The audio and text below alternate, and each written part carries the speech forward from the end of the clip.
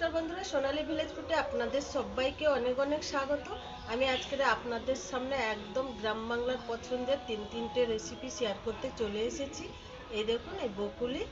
তো আজকে আমি বকুলি রান্না করব চিংড়ি মাছ দিয়ে। তো এখন আমি বকুলিটা কেটে নেব। আমি আলুটা আগের থেকে কেটে রেখেছিলাম, তো এখন আমি বকুলিটা কেটে নেব। আর এই যে বকুলি, এটা কিন্তু শরীরের পক্ষে খুবই উপকার।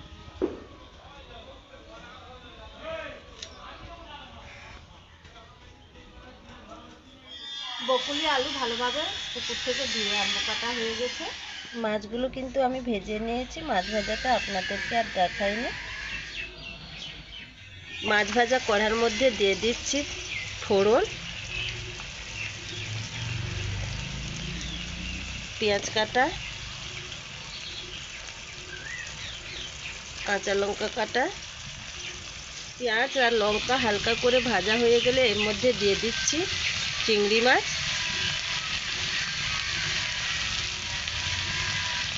চিংড়ি মাছটা হালকা করে ভেজে নেব। হলুদ, একটু লবণ।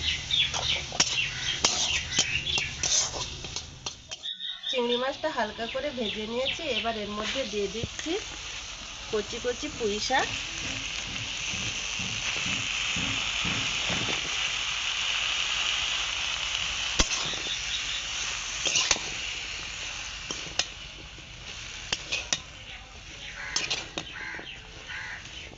পুঁই শাক কিছুক্ষণ রান্না করে নিয়েছি। এর মধ্যে এবার দিয়ে দিচ্ছি অল্প একটু লবণ, যেহেতু আমি চিংড়ি মাছের লবণ দিয়েছিলাম, অল্প একটুই দিলাম। 1 চামচ হলুদ গুঁড়ো, 1 চামচ লাল লঙ্কার গুঁড়ো,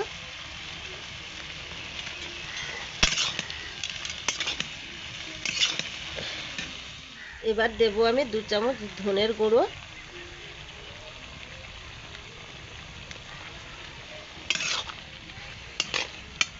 সবকিছু মশলা আমার দেওয়া হয়ে গেছে। এবার একটা আমি থালা চাপা দিয়ে দেব। কিছুক্ষণ বাদে ফিরে এসেছি, ঢাকনাটা খুলে দেখে নেব।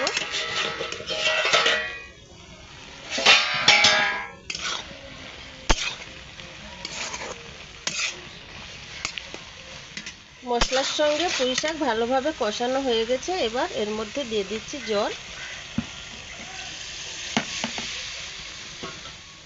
কচি পুঁই শাক আর চিংড়ি মাছের তরকারি রেডি হয়ে গেছে। উপর দিয়ে দিচ্ছি জিরে গুঁড়ো।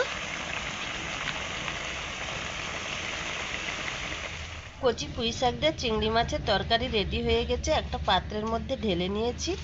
এবার বসাবো মাছের টক। কড়াই তেল দিয়ে দিলাম।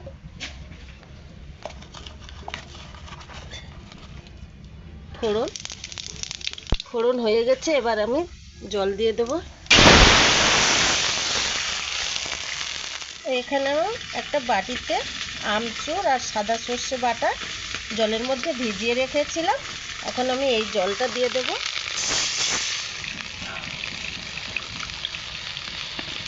একটা বাটিতে জলের মধ্যে হলুদ গুঁড়ো, লঙ্কা গুঁড়ো মাখিয়ে রেখেছিলাম, সেই জলটাই দিয়ে দেব। টকের ঝোল ফুটতে শুরু করে দিয়েছে। এবার ভেজে রাখা মাছগুলো দিয়ে দেব।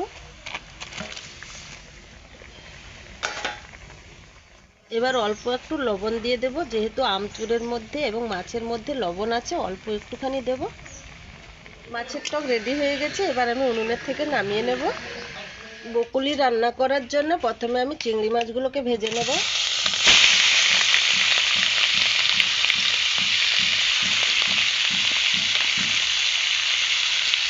হলুদ,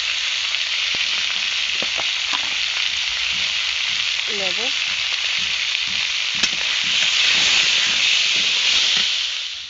ব্রকলিগুলো কেটে আমি লবণ জলের মধ্যে ভিজিয়ে রেখেছিলাম। তো এখন আমি এগুলোকে ভেজে নেব।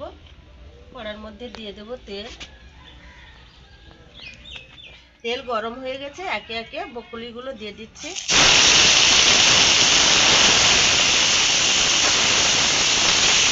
লবণ, হলুদ গুঁড়ো, অল্প একটু লঙ্কার গুঁড়ো, ভালো করে ব্রকলিগুলো ভেজে নেব। ব্রোকলিগুলো হালকা করে ভেজে নিয়েছি, এবার উনুনের থেকে নামিয়ে নেব। সেই কড়ার মধ্যে আলুগুলো একটু ভেজে নেব।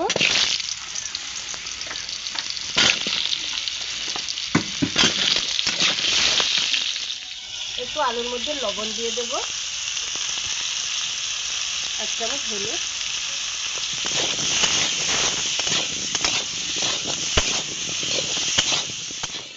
আলু কিন্তু হালকা করে ভেজে নিয়েছি, এবার উনুনের থেকে নামিয়ে নেব। কড়াইতে আবারও তেল দিয়ে দিয়েছি, তেলের মধ্যে দেব কয়েকটা তেজপাতা, পেঁয়াজ কাটা। পেঁয়াজটা হালকা করে ভেজে নিয়েছি, এর মধ্যে দিয়ে দিচ্ছি রসুন আর কাঁচা লঙ্কা।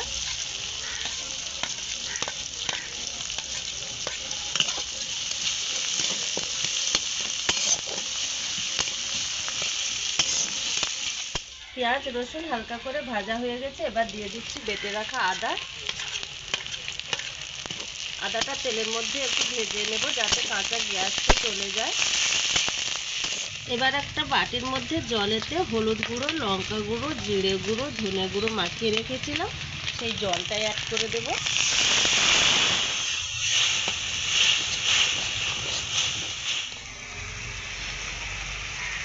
এবারে মশলার গ্রেভির মধ্যে দিয়ে দিচ্ছি লবণ,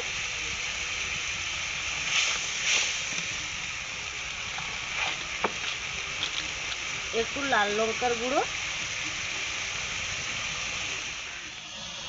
এর মধ্যে দিয়ে দিচ্ছি কেটে রাখা টমেটো,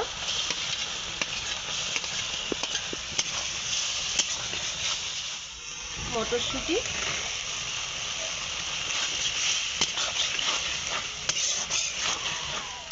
মশলার গ্রেভিটা আমি কিছুক্ষণ ধরে কষিয়ে নেব।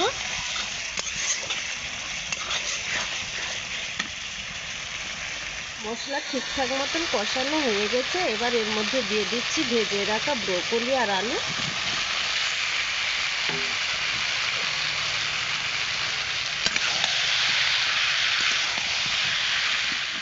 মশলার সঙ্গে ব্রোকলি আর আলু কষানো হয়ে গেছে, এবার দিয়ে দিচ্ছি ভেজে রাখা চিংড়ি মাছ। দিয়ে আবারও কিছুক্ষণ কষিয়ে নেব। মশলার সঙ্গে সব কিছু কষানো হয়ে গেছে, এবার আমি জল দিয়ে দেব। ব্রোকলির রেসিপি রেডি হয়ে গেছে, এবার উপর দিয়ে দিয়ে দেবো গরম মশলা।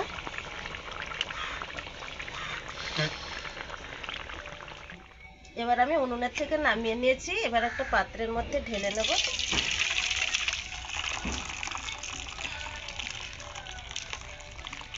তাহলে বন্ধুরা, আজকে এই 3টে রেসিপি কেমন লাগলো অবশ্যই কমেন্ট করে জানাবেন। ভালো লাগলে লাইক, শেয়ার, সাবস্ক্রাইব করে দেবেন। আজকের এই পর্যন্ত, আবার দেখা হচ্ছে নতুন রেসিপি। ততক্ষণ আপনারা সবাই সুস্থ থাকবেন।